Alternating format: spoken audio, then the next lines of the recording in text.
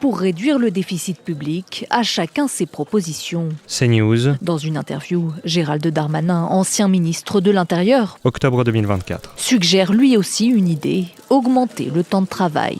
On peut aussi mettre fin définitivement aux 35 heures dans le privé et passer à 36 ou 37 heures dans le public. Le député du Nord estime que les Français ne travaillent pas assez. Il s'oppose en revanche à l'augmentation de certains impôts défendus par le gouvernement.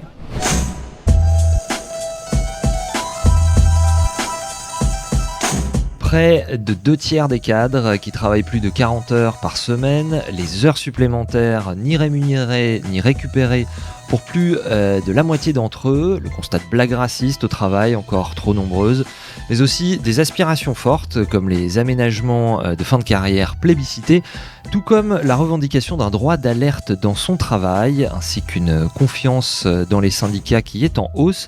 Voici quelques-uns des enseignements du baromètre cadre 2024, publié en octobre comme chaque année par le JICT-CGT. Alors que nous dit-il du travail aujourd'hui, de son évolution, mais aussi du rapport qu'ont les cadres à leur travail, au-delà des idées reçues et de certains discours politiques. Bienvenue à toutes, bienvenue à tous.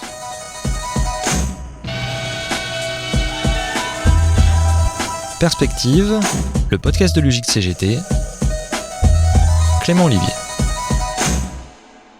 Pour en parler avec nous, Caroline Blanchot, bonjour. Bonjour. Secrétaire générale de l'UJIC, et Agathe Leberder, bonjour. Bonjour. Secrétaire générale adjointe de l'UJIC. Merci à vous deux de prendre le temps de ce décryptage. Ce baromètre cadre, il existe depuis 12 ans maintenant, puisque le premier date de 2012. C'est une enquête, c'est un sondage annuel qui a été réalisé par l'Institut Via Voice en septembre sur un échantillon de 1000 personnes qui sont représentatives, alors non pas de la société française dans son entier, mais des cadres en France, tous secteurs confondus. Donc on a un tableau quand même assez fin et assez précis. Caroline Blanchot, dans quel but vous commandez cette enquête annuelle et quel recul maintenant vous avez en plus d'une décennie maintenant ? Ce qu'il faut bien comprendre, c'est qu'on a des militants de l'UJIC dans toutes les branches professionnelles et un peu partout dans tous les territoires qui remontent la réalité de travail des cadres. Mais on avait besoin d'une vision un peu plus coordonnée, à la fois sur l'état d'esprit réel des cadres et de ce qui vivait vraiment une certaine forme de réalité, de spontanéité, d'avoir donc une photographie interprofessionnelle public-privé. Et ce qu'on avait idée de faire aussi, c'était de se dire on pourra mesurer dans le temps les évolutions. Donc cette et qui vient pas seulement des militants en plus, par ailleurs. Là, c'est tous les cadres en général voilà, qui sont sondés. Vérifier que finalement ce qui remonte du terrain n'est pas surinterprété ou surjoué syndicalement, mais d'une certaine forme du réel en fait. Et par ailleurs, ça nous permettait aussi de tester un petit peu, ou en tout cas d'avoir un retour sur les revendications qu'on portait, parce qu'on porte des revendications qui sont pas encore tout le temps acquises dans le salariat, mais qu'on accompagne médiatiquement et avec les équipes de terrain. Une forme de bataille des idées, notamment sur la question du temps de travail. On a obtenu et gagné dans le droit du travail le droit à la déconnexion. C'est quelque chose qui a mis des années à arriver dans nos campagnes revendicatives et à être un peu plus concrète. Reste que maintenant, dans le réel, il faut vraiment la mettre en œuvre, parce que c'est pas parce que c'est indiqué dans le droit du travail que c'est effectif réellement. Donc ce double enjeu, en fait, à la fois de voir à quoi ressemble vraiment le réel et l'emprise de nos revendications, nous permet aussi de mesurer dans le temps l'évolution. Ça, c'est très intéressant. Et on a une partie de questions d'actualité. Et comme on le fait, comme vous l'avez dit, à la rentrée sociale, vers le mois de septembre-octobre. Oui, pourquoi cette date dans l'année ? Alors, la rentrée sociale, elle est importante. C'est le moment du PLF, du PLFSS. C'est la rentrée aussi politique. Et puis, on prépare les différents accords, comme les NAO. Et puis, il y a des choses qui, quand elles arrivent au niveau négociations annuelles obligatoires, oui. Voilà. Et quand les choses arrivent politiquement, comme une réforme des retraites, par exemple. Par hasard. Ouais. Comme par hasard. Ou d'autres sujets, comme là, les négociations sur l'emploi des seniors, le chômage, ou les JO. On essaye d'avoir des questions qui s'ancrent beaucoup plus dans l'actualité pour pouvoir avoir une réponse revendicative en cohérence avec cette photographie Donc voilà, cette double fonction à la fois de prendre la température et puis de sonder vos revendications, certaines historiques. Il y a par ailleurs une certaine idée reçue sur les cadres, que ce seraient des nantis privilégiés à la botte de leur patron. Vous dites, évidemment, c'est plus compliqué que ça. Par ailleurs, leur sort, il concerne tout le monde, pas seulement les cadres eux-mêmes. Et puis, ce sont des salariés parmi les salariés, d'où l'importance d'avoir aussi un syndicalisme de cadres. Ça vous permet de vous équiper là-dessus, c'est ça ? C'est ça. Et le sondage nous permet aussi de sortir du « c'est pas la CGT qui le dit ». Il y a une enquête avec un organisme qui a pignon sur rue qui a fait, dans les règles de l'art de l'enquête, ses recherches et ses remontées. Et c'est important parce que dans l'opinion publique, les idées reçues sur les cadres sont importantes, comme dans la CGT. Donc ça nous permet de sortir un petit peu de ces idées reçues et d'être sur le factuel, sur le réel. Agathe Le Berder. Oui, un exemple sur, par exemple, les revendications des cadres sur les salaires. Souvent, on entend dire mais les cadres sont très individualistes, ce qu'ils aiment, c'est une rémunération totalement individualisée selon leur performance. Pas du tout, en fait. Quand on leur a posé la question l'année dernière, est-ce que vous êtes favorable à l'indexation des salaires sur les prix, une revendication historique de la CGT qui s'appelle l'échelle mobile des salaires, ils étaient plus de 80% à nous dire oui. Donc ça a permis de nourrir nos argumentaires dans la période d'inflation qu'on connaît. Et ce qu'il faut savoir aussi, c'est que ce baromètre, on le fait aussi pour les professions intermédiaires et techniciennes. Donc on a chaque année un baromètre, un sondage pour les cadres, un sondage pour les professions intermédiaires, où on voit qu'il y a des sujets communs, d'où le fait qu'on soit l'Union générale des ingénieurs cadres et techniciens, et de la spécificité parmi ces populations-là. Ce que l'UGICT, historiquement, appelle la double nature du travail. Ouais. Là, l'idée, c'est de partir de la réalité concrète du travail des ingénieurs cadres et techniciens et de construire leurs revendications avec eux. Et on voit que sur le télétravail, sur le forfait jour, le droit à la déconnexion, le droit d'alerte et d'alternative, ce que disait Caroline sur le fait de tester ces revendications-là, dans ce sondage-là, on teste une proposition que fait l'UGIC depuis plusieurs années, qui est la proposition d'avoir un droit de refus et de proposition alternative. On a gagné de haute lutte, notamment l'UGIC, mais en lien avec plein d'associations et de syndicats, et notamment la Maison des lanceurs d'alerte qu'on a créée il y a plus de 5 ans, un droit d'alerte garanti dans le droit. Il est encore perfectible, mais ce qu'il nous faut maintenant dans les entreprises, c'est un droit de refuser des ordres qui sont contraires à notre éthique professionnelle et de faire des propositions alternatives sans être mis au placard. Et c'est une revendication qui a été portée dans la période récente par les syndicalistes CGT chez Thales, par exemple, qui ont découvert dans les médias que les armes qu'ils construisent étaient utilisées pas uniquement à des fins de défense, par exemple en Palestine en ce moment, mais à des fins d'attaque d'infrastructures publiques, civiles, type hôpitaux, et qui ont servi à tuer des civils dans la guerre. Et donc, ils ont revendiqué un droit de refuser, sur la base d'une conscience professionnelle, de construire des outils qui servent à répandre la mort dans ces conditions. Là, le résultat dans le baromètre, c'est que quasiment 6 cadres sur 10 aimeraient disposer de ce droit d'alerte et de propositions alternatives. Ça s'inscrit dans un contexte, pour continuer de prendre les chiffres du baromètre, un contexte où 80% des cadres, lorsqu'ils répondent à la question-là, estiment qu'il est attendu d'eux qu'ils soient loyaux à leur employeur. Agathe Le Berder. Oui, on a voulu mesurer cette année cet enjeu de la loyauté, parce que c'est quelque chose qui revient systématiquement dans les discussions.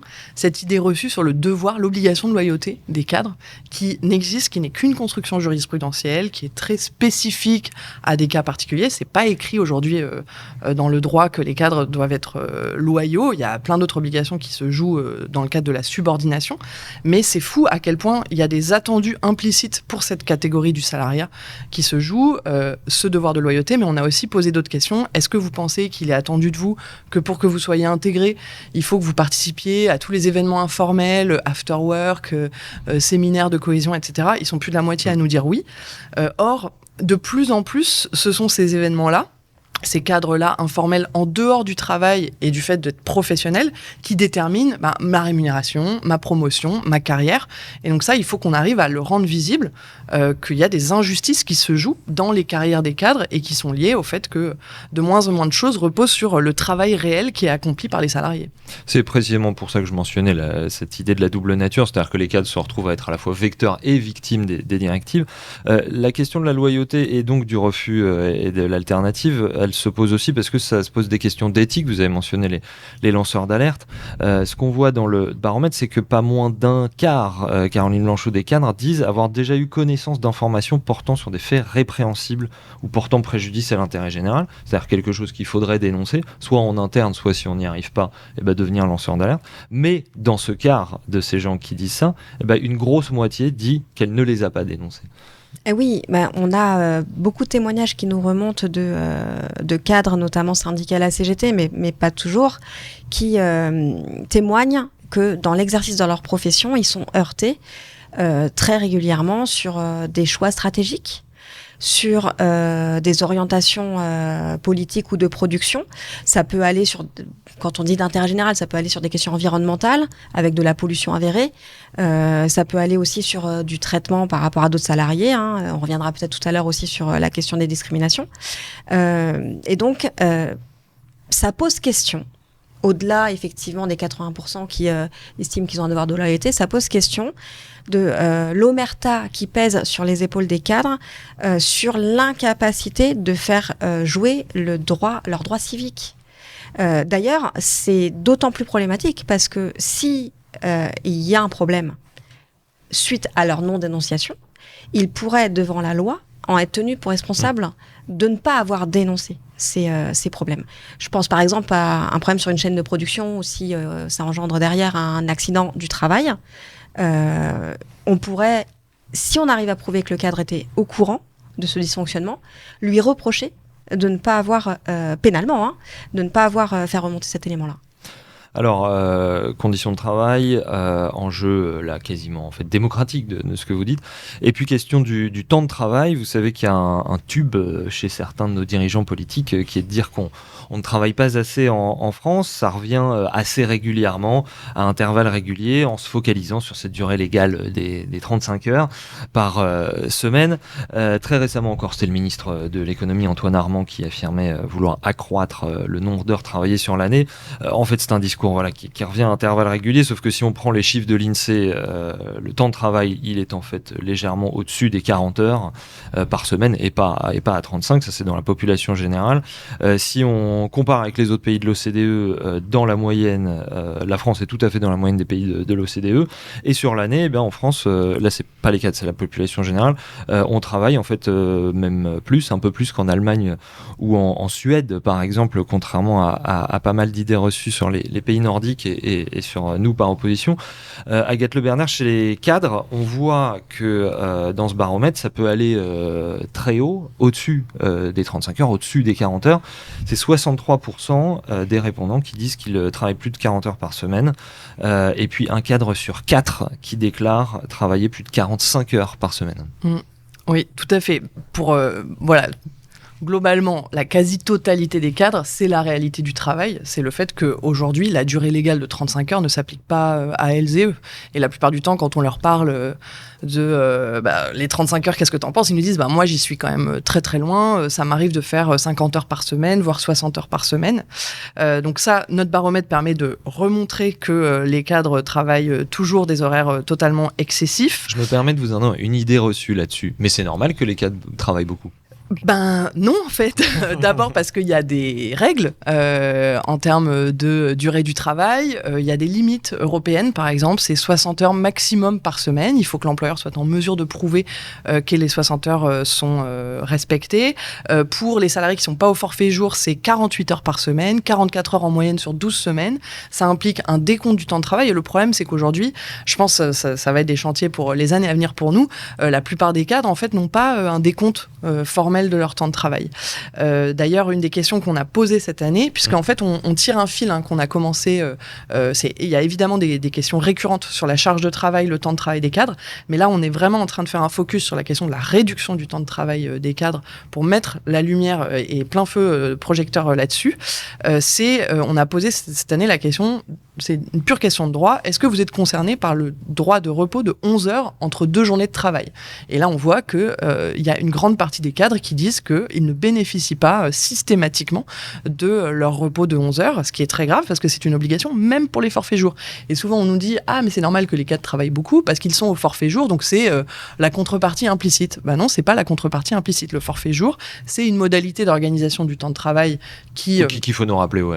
Donc le forfait jour, c'est on doit un forfait de jours travaillés sur l'année à son employeur. Ça implique en contrepartie une rémunération un peu plus importante, mais ça conduit dans les faits à des employeurs qui ne mesurent pas le temps de travail alors qu'ils sont censés le faire, puisqu'ils sont censés vérifier le temps de repos, donc qui est le miroir du temps de travail. Et 2, ça conduit à l'explosion du temps de travail des cadres, puisque ce qu'on sait, c'est que les cadres qui sont au forfait jour travaillent en moyenne 44h30 par semaine. C'est 10 heures de plus en moyenne par semaine que les cadres qui ne sont pas au forfait jour, donc qui sont au régime horaire avec heures supplémentaires. À propos d'heures supplémentaires, justement, il y a le temps de travail et puis il y a qu'est-ce qu'on fait de ces heures supplémentaires. La moitié des cadres interrogés dans le baromètre 2024 disent qu'ils en font régulièrement. Parmi cette moitié, 58%, donc c'est une grosse moitié de la moitié, disent qu'elles sont ni payées ni récupérées. Tout à fait. C'est une question qu'on a voulu tester cette année parce que c'est une question qui revient dans le baromètre profession intermédiaire pour le coup. Et déjà, le chiffre dans le baromètre profession intermédiaire était interpellant parce que je crois que c'est un tiers quasiment qui disent que leurs heures sont ni récupérées ni rémunérées. Mais là, le chiffre est énorme pour les cadres. Ça veut dire qu'il y a du travail dissimulé qui est fait partout en France et c'est des choses qui nous remontent en fait du travail gratuit, non rémunéré. Il y a dans le privé parfois des volontés de ne pas le faire, alors soit en décomptant pas évidemment les heures supplémentaires et donc en ne les rémunérant pas. On rappelle que les heures supplémentaires, à partir du moment où elles sont faites, elles doivent être rémunérées, mais pas seulement rémunérées, majorées, ou alors récupérées, majorées aussi. Et donc il y a soit cette absence de décompte, mais il y a aussi structurellement dans certains services, notamment c'est le cas dans la fonction publique d'État, un système qui est mis en place comme ça, qui s'appelle l'écrêtage des heures supplémentaires et qui conduit à juste ne pas décompter certaines heures à partir d'un plafond mensuel, par exemple 10 heures, 12 heures. Et il y a des campagnes revendicatives qui sont portées par la CGT dans certains secteurs. Je pense aux greffiers, aux greffières dans la fonction publique d'État qui ont lancé une campagne sur cette question de l'écrêtage. Ce qui est important à dire sur les heures supplémentaires, c'est quelque chose que j'ai entendu récemment de la part d'un syndicaliste UGIC CGT dans un congrès, c'est une phrase qui m'a beaucoup frappée, c'est dans 20 ans, personne d'autre que vos enfants ne se souviendra que vous avez fait des heures supplémentaires. Et je trouve que c'est une phrase vraiment importante à rappeler, c'est que... Quand on dit ça, c'est pas pour responsabiliser la personne en lui disant arrête de faire des heures supplémentaires, c'est pour dire c'est un sujet dont il faut se saisir politiquement. Absolument, tout à fait. Et on peut s'organiser collectivement pour obtenir la reconnaissance des heures supplémentaires, leur rémunération et surtout des embauches qui permettent de faire face à la surcharge de travail. À propos de dans 20 ans et à propos de vos enfants, quand on regarde les ventilations du baromètre cadre auquel on a eu accès, il y a un aspect qui est intéressant, c'est l'aspect générationnel justement. Les jeunes déclarent travailler moins d'heures que les moins jeunes. Donc on peut voir là-dedans un air du temps qui serait au rééquilibrage entre la vie professionnelle et la vie personnelle.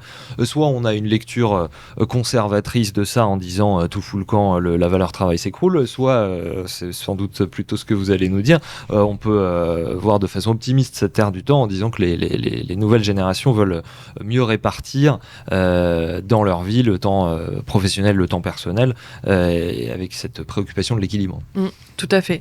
Pour rappel, la question de l'équilibre entre vie privée et vie personnelle, vie professionnelle, c'est la première des priorités pour les cadres depuis longtemps. C'est une régularité, il me semble, sur le sondage. Et elle est particulièrement forte chez les jeunes générations. Et c'est vrai que c'est quelque chose qu'on observe depuis l'année dernière. On voit qu'effectivement, les jeunes déclarent moins que les plus âgés travailler au-delà des 40 heures par semaine. C'est plutôt une très bonne nouvelle. Comment ils y arrivent ? Vous avez une idée de ça ou pas ? Je pense qu'il y a une... Caroline Blanchot. Moi, je pense que on a encore un gouvernement qui laisse supposer qu'on ne travaille pas assez. Je veux dire... il ne fait pas que laisser le supposer, il le dit très clairement, oui. Et je pense que ce qu'il faut noter, c'est que les jeunes générations entendent ce discours qu'on ne travaille pas assez, qu'on est aux 35 heures. Et quand des jeunes cadres arrivent dans l'emploi et qui découvrent le fait qu'il n'y a pas d'horaire, pas de limite de temps de travail, pas de respect des temps de repos, ils comprennent pas. En fait, il y a une trop grande différence entre ce qu'on leur apprend à l'école, ce que la société leur apprend et le réel. Et quand ils le découvrent, certains vont jusqu'à démissionner, y compris après avoir fait de longues études d'ingénieur, en disant « Non, moi, j'ai pas travaillé pour ça, c'est pas mon aspiration ». Il y en a qui, effectivement, vont commencer par tenter de respecter à peu près les 35 heures, ou en tout cas, essayer d'avoir une vie après le travail. Et on s'aperçoit que ceux qui, malheureusement, finissent par rester, il y a une certaine habitude qui se crée. Mais ça pose un problème et une question de société, à mon avis, c'est qu'on a en gros divisé le temps de travail en un siècle. On a divisé le temps de travail par 2. Si on avait maintenu le même temps de travail, on aurait énormément de gens au chômage, on n'aurait pas d'emploi pour tout le monde. Donc, il y a une dynamique qui se fait, une aspiration des salariés, et notamment des cadres, à avoir plus de temps à consacrer à sa vie privée, à sa vie personnelle. Et on le voit d'ailleurs chez les médecins. Je ne sais pas si vous avez vu, mais il y a des études qui montrent que les internes à l'hôpital font plus de 59 heures par semaine en moyenne. Donc on peut imaginer avec des pics à 70 heures. De plus en plus se tournent vers le salariat. Parce que de plus en plus souhaitent avoir un encadrement d'heures qui leur permettent de se rapprocher le plus possible des 35 heures. Et cette dynamique de réduction du temps de travail, elle a été stoppée par la dérégulation des 35 heures, par la mise en place du forfait à jour chez les cadres, alors qu'elle ne va pas dans le sens de l'histoire. Elle ne va pas dans le sens de diminuer la production, diminuer la consommation, respecter les enjeux environnementaux, et elle ne va pas dans le sens, y compris économique. Le PIB de la France, depuis 1970, il a été multiplié par 14. La productivité par heure de travail, elle a été multipliée par 20. Les seules difficultés qu'on a depuis cette période, c'est les résistances très importantes du patronat et des directions des gouvernements successifs, sur la réduction du temps de travail. Agathe Le Berder, une réaction ? Oui, sur les attaques des employeurs, elles sont très coordonnées, et moi j'ai pu le constater dans les dernières négociations sur le pacte de la vie au travail. Donc c'est des négociations dont on va parler probablement juste après sur notamment l'emploi des seniors. Mais à ce moment-là, il y a eu une attaque coordonnée du MEDEF et de la CPME sur un des seuls garde-fous qui existent justement sur le forfait jour, qui sont les entretiens de suivi de la charge de travail. Voilà, ça c'est une obligation dans le Code du travail. Et là, ils se sont coordonnés pour demander qu'en gros, on dilue l'organisation de ces entretiens dans le temps, et ça sortait vraiment de nulle part. Et on voit comment s'attaquer aux droits des cadres comme ça se fait très facilement dans le patronat organisé. Et donc, il faut toujours faire très attention aux attaques spécifiques qui touchent ces catégories-là et qui peuvent viser à diviser le salariat en disant regardez, ils ont des avantages, c'est indu. Mais ils l'ont expliqué par ailleurs très clairement dans la négociation, la CPME l'a dit, ces entretiens de suivi de la charge de travail, ça nous crée de l'insécurité juridique. Et c'est vrai, il y a plein de cadres qui gagnent la reconnaissance et la reconnaissance des heures supplémentaires et l'annulation de leur forfait jour parce qu'ils n'ont pas eu de suivi effectif de leur charge de travail.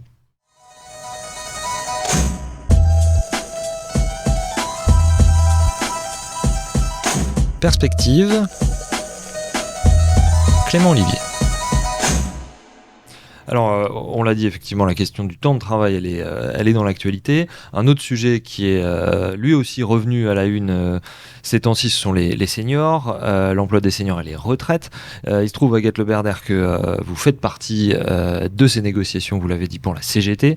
Et vous avez dans votre chapeau, que vous ramenez à ces négociations, un chiffre issu de ce baromètre 4 2024, à savoir que plus de 80% des cadres souhaiteraient bénéficier d'un droit à la retraite progressive. Même chiffre, même chose, de que plus de 80% pour un temps partiel aidé.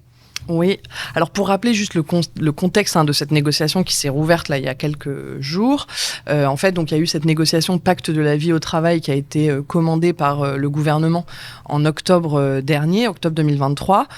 Pourquoi il y a eu cette négociation d'ouverte ? Tout simplement parce que il y a eu la réforme des retraites et que le gouvernement a décidé de décaler de 2 ans l'âge légal de départ à la retraite sans régler la question de l'emploi des seniors et de qu'est-ce qu'on allait faire de toutes ces 62-64 ans qui sont censés rester en emploi plus longtemps.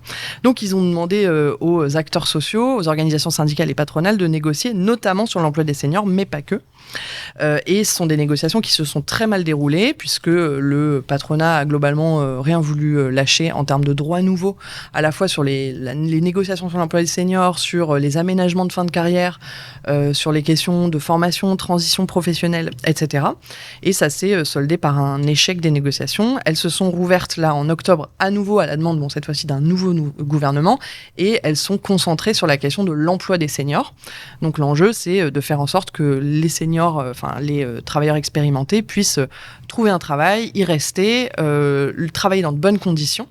Et pour la CGT, l'enjeu dans cette négociation, c'est de gagner des droits nouveaux pour les salariés expérimentés, et notamment la possibilité de réduire son temps de travail en fin de carrière, puisqu'on sait que c'est une aspiration forte, notamment des cadres.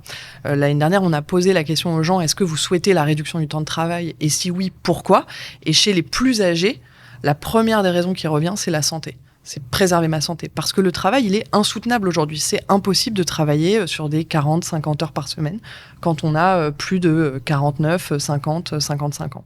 Et donc, on a effectivement demandé aux cadres ce qu'ils souhaitaient comme fin de carrière pour eux. Et ils sont très nombreux à plébisciter effectivement les aménagements. La retraite progressive, c'est-à-dire la possibilité de réduire son temps de travail, passer à temps partiel, et le complément de salaire sur le temps qui n'est pas travaillé est pris en charge par l'ouverture des droits à la retraite. Donc l'enjeu pour la CGT, c'est de gagner, l'obligation de l'employeur de réduire le temps de travail, une opposabilité de la retraite progressive, et puis surtout une prise en charge financière, parce que comme je travaille moins, je cotise moins pour ma retraite, l'enjeu c'est de faire en sorte que les cotisations restent aussi élevées pour qu'on ne perde pas des droits derrière sur sa retraite. Mais on a aussi posé d'autres questions sur... Est-ce que vous souhaitez... Ce qui distinguerait en fait radicalement ça d'un temps partiel subi de fin de carrière, quoi. Oui, tout à fait. Et que en fait, beaucoup de cadres financent eux-mêmes, parce que c'est ça qui se passe. C'est que pour tenir, beaucoup de cadres sont obligés de passer à temps partiel quand ils le peuvent. C'est pas le cas de tous les salariés, pour pouvoir juste tenir jusqu'à l'âge de la retraite. On a aussi demandé justement si ils souhaitaient bénéficier d'un droit garanti, par exemple à des jours de télétravail en lien avec leur âge, et puis à des affectations différentes sur un poste moins pénible. Et ce qui est intéressant, c'est qu'on voit selon les secteurs professionnels que le plébiscite est plus fort dans certains secteurs. On voit par exemple dans la construction, et c'est pas étonnant.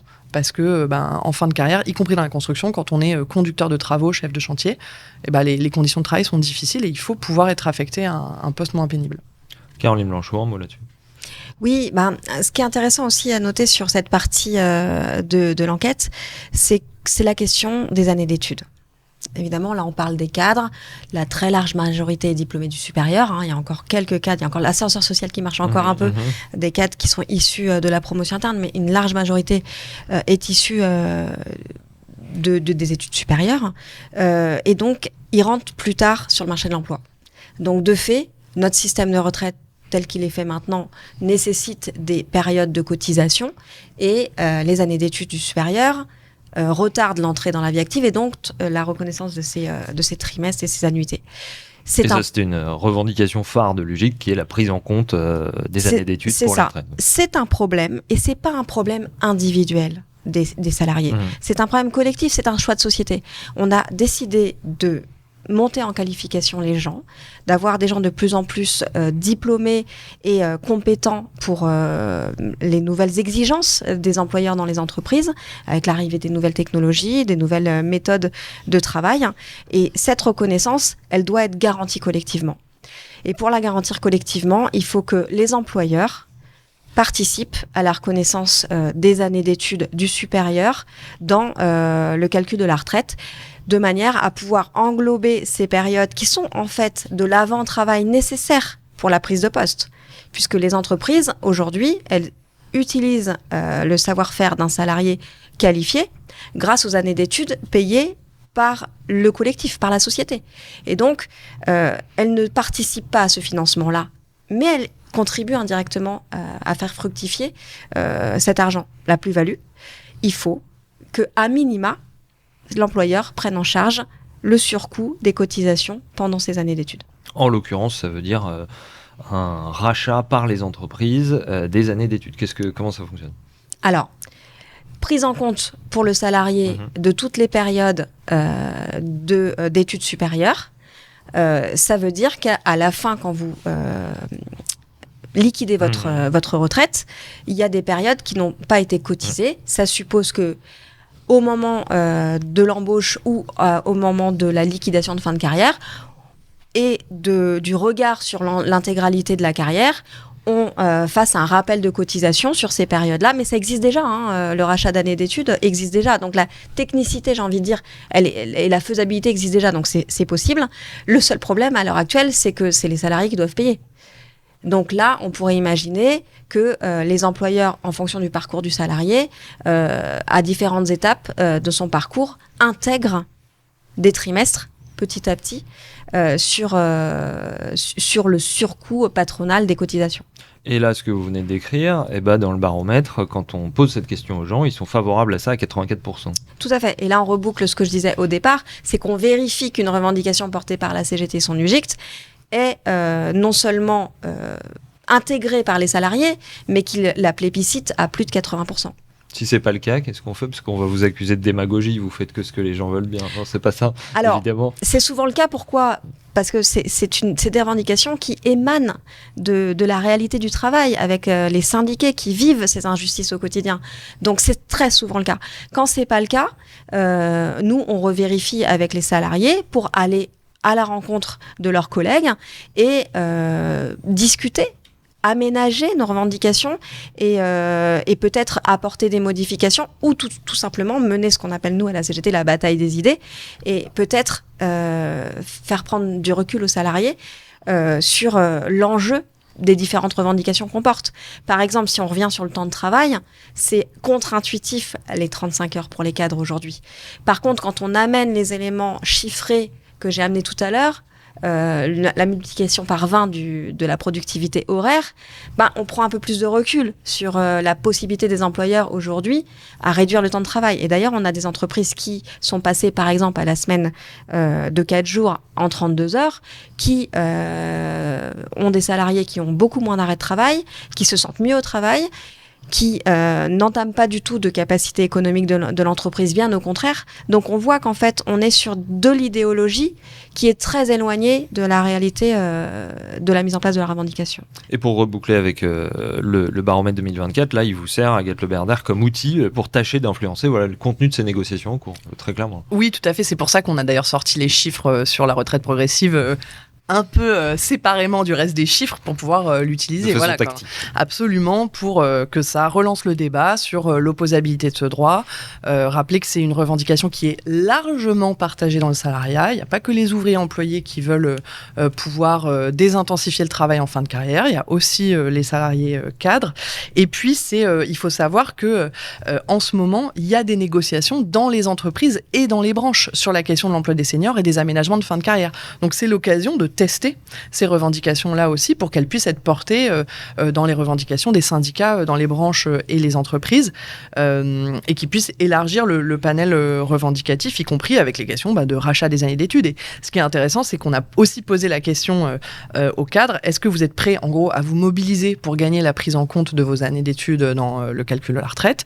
Et ils sont, par exemple, 68% prêts à signer une pétition, plus de 40% à dire être prêts à se syndiquer pour gagner ce droit. Donc ça nous donne vachement d'espoir, quoi.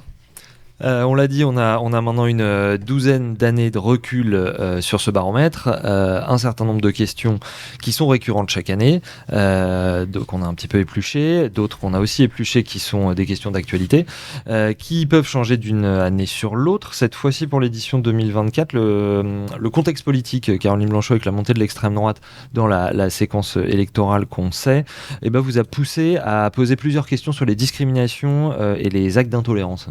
Oui, tout à fait. Alors, au moment où on rédigeait les questions d'actualité, on était sur cette séquence du printemps dernier de dissolution et de risque de l'arrivée au pouvoir de l'extrême droite. Mais ça faisait suite aussi à de nombreux mois où on avait travaillé au niveau de l'UGICT sur ces questions de discrimination au sens très large. Et on avait beaucoup de remontées de salariés de l'encadrement qui témoignaient de montées de discours discriminatoires, voire racistes sur les lieux de travail. D'ailleurs, qui nous a amené à travailler syndicalement sur la production d'outils au service des salariés. Je pense notamment à un modèle de courrier pour interpeller les directions sur leurs responsabilités face à leur non-réaction face à ce discours discriminatoire qui monte dans les collectifs de travail. Et effectivement, quand il a fallu poser les questions d'actualité, évidemment, ça nous a paru tout à fait juste et légitime de poser ces questions-là. Et par ailleurs, on est en responsabilité aussi en tant que syndicat de se poser plus la question finalement qu'aurait dû être posée de façon beaucoup plus tôt dans notre démarche syndicale. Et c'est très criant, les résultats, et évidemment très inquiétant. Hein. Plus d'un cadre sur 3, 38% exactement, dit avoir été témoin ou victime de blagues racistes. Un cadre sur 10 déclare avoir lui-même été victime, pour le coup, de blagues racistes. C'est pas seulement un problème de société, c'est aussi un problème dans le collectif de travail, de respect, de travail ensemble, et puis comment un manager... C'est le sens syndical de ça. Hein. C'est ça. Et comment un manager doit-il réagir ? Doit-il faire respecter la loi ? C'est quelque chose qu'il faut que nous, on travaille de manière beaucoup plus efficace pour que les salariés sachent comment réagir. Et par ailleurs, alors que les cadres peuvent souvent se croire épargnés par le racisme, épargnés par le sexisme, évidemment on voit que ça n'est pas le cas. En fait, dans l'observation de ça, il y a peut-être un double phénomène qui est à la fois une libération de la parole réactionnaire, raciste, etc., et en même temps une libération de la parole des victimes. C'est toujours compliqué de démêler les deux. En tout cas, quand vous voyez ces chiffres de 38% de personnes interrogées qui disent avoir été témoins ou victimes, vous dites clairement il y a un problème. Clairement, il y a un problème. Je pense que la séquence qu'on a vécue nous oblige à réagir à ce problème-là, qui peut-être était un peu latent, sûrement même, mais qui là nous oblige, parce qu'on est face à des choix de société, du vivre ensemble. On peut avoir un petit peu comme les États-Unis un risque de division de la société avec des caricatures. Donc je pense que le syndicalisme a une obligation de réagir et de donner des outils, des rappels à la loi pour qu'on puisse travailler et vivre ensemble en bonne intelligence et en respect des uns et des autres. Agathe Le Bernard. Oui, ce qui était important de montrer avec ce sondage, c'est que ce qu'on dit souvent à l'UGIC, c'est les cadres et les professions intermédiaires sont au même titre que les autres salariés concernés par des problématiques. Et on visualise souvent mal le fait que des cadres puissent être concernés par le racisme, alors qu'ils en sont au même titre que les autres victimes. Ils s'expriment de façon par ailleurs spécifique, puisqu'il y a une sorte d'imaginaire, pour certaines personnes, c'est insupportable de voir des personnes noires, maghrébines, asiatiques en situation d'encadrement. Il y a un truc qui ne leur convient pas. Or, ces personnes sont aussi diplômées que les autres, aussi qualifiées que les autres et prennent des responsabilités dans leurs entreprises. Et pourtant, on remet en question leur qualification et leur capacité à manager des équipes, par exemple. Donc ça, c'est un racisme spécifique cadre. Qui se joue, sur... mais qui est un peu similaire pour les femmes, c'est elle n'est pas compétente pour être ma manageuse, de quel droit elle se permet de me donner des ordres. Et il y a eu en fait une montée de ce débat aussi sur un autre sujet, c'est un peu décalé, mais ça le rejoint. Après la dissolution, il y a eu pendant la campagne un gros débat qui est monté sur la question des binationaux.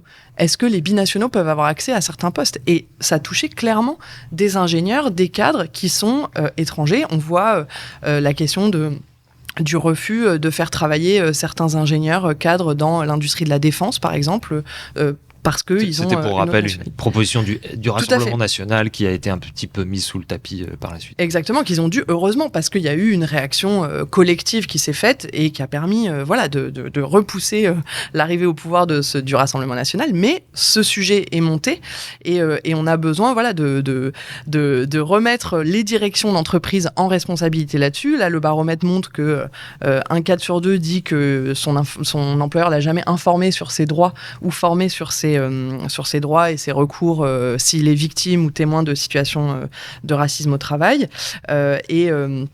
Par exemple, dans la négo dont on parlait tout à l'heure, nous, on a proposé à la CGT d'abaisser un seuil à partir duquel il y a des formations obligatoires pour les personnes qui font des recrutements, les personnes en charge de RH, mais aussi des managers, pour qu'ils soient formés obligatoirement à la lutte contre les discriminations, à comprendre les biais discriminatoires dans les phases d'embauche. Bon, pour l'instant, le patronat n'en veut pas, mais nous, on a demandé à ce que le seuil d'entreprise de 300 soit abaissé à 100 pour qu'il y ait un plus grand nombre de cadres, de gestionnaires RH qui soient formés sur ces questions de lutte contre les discriminations.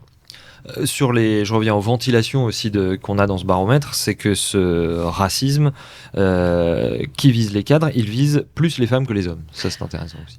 Oui, en fait, les femmes déclarent plus que les hommes être victimes de blagues. C'est là qu'on voit que les femmes racisées, les femmes noires, les femmes maghrébines, les femmes asiatiques se trouvent à l'intersection de plusieurs discriminations, le sexisme et le racisme, et qu'elles subissent ça en pleine face. Elles déclarent plus que les hommes, par exemple, être victimes de gestes à connotation raciste. Par exemple, que quelqu'un mette la main dans ses cheveux. Et c'est souvent, par exemple, quelque chose qui est déclaré par les femmes afrodescendantes. Donc, on voit qu'il y a une différence de perception et de victimisation par les femmes cadres. Un mot pour conclure, Caroline Blanchot, un des enseignements de ce baromètre cadre 2024, c'est une hausse tendancielle sur cette douzaine d'années de la confiance des cadres dans les syndicats. Alors, on pourra trouver que c'est pas assez haut si on voit le verre à moitié plein, à moitié vide, pardon, à savoir que la confiance actuellement, elle est à 34% chez les cadres pour les syndicats. C'est donc nettement en dessous des 50%. Néanmoins, il faut voir avec le recul qu'on a de ce baromètre 4 que ça a été multiplié par 2 en 12 ans. Caroline Blanchot. Oui, alors la question c'est, pensez-vous que les organisations syndicales sont en capacité de défendre vos intérêts, hein, et ce qui arrive tout le temps en premier, c'est je pense que je suis le mieux placé pour défendre mes intérêts. Effectivement, ce qui change profondément, et c'est pas étonnant quand on voit les dernières séquences syndicales, politiques qu'on a vécues, et je pense notamment au conflit des retraites, quand on voit que 80%, 90% de la population était contre le recul de 2 ans pour l'âge de départ à la retraite, et que quand même le gouvernement est passé en force, les cadres comme les autres salariés prennent conscience que sans le collectif, on ne peut rien gagner individuellement. Donc, c'est quand même, cette confiance-là, elle est quand même à mettre au regard de l'actualité politique et de la façon dont le gouvernement et le patronat les traitent l'ensemble des salariés et traitent les cadres en particulier. Donc, c'est pas étonnant qu'elle atteint ce niveau-là, mais c'est pas étonnant non plus qu'on soit seulement sur un tiers, quand on sait que ils ont moins que les autres d'augmentation générale de salaire et plus de primes, qu'ils doivent négocier individuellement leur salaire, que leurs diplômes ne sont plus forcément reconnus à l'embauche ou en cours de carrière, que les garanties collectives pour les cadres sont pas suffisantes en France et les renvoient à une défense individuelle. Ça, c'est vraiment quelque chose qu'il faut qu'on travaille politiquement. Agathe Le Berder, un mot de conclusion là-dessus également. Il y a en parallèle un autre baromètre qui est sorti, à savoir le baromètre du dialogue social qui est fait par Ipsos pour le CIPOF et Dialogue. Donc là, c'est sur toute la population, pas seulement les cadres. Là, on est à 42% de confiance dans les syndicats. Pareil, avec une nette hausse, mais on est en dessous des 50%.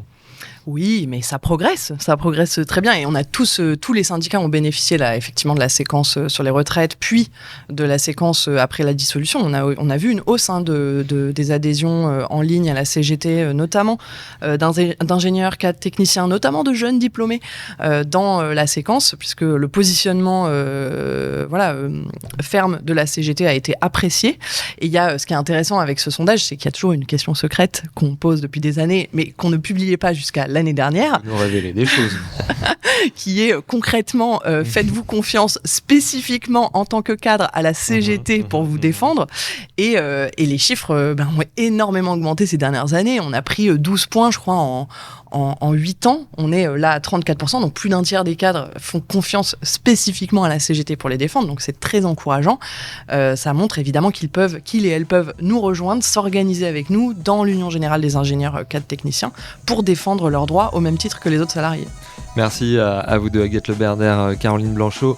Amis auditeurs, amis spectateurs, vous retrouvez ce baromètre 4 sur le site de l'UJIC CGT. Abonnez-vous à la chaîne YouTube de l'UJIC et à son podcast qui s'appelle Perspective, et à très bientôt.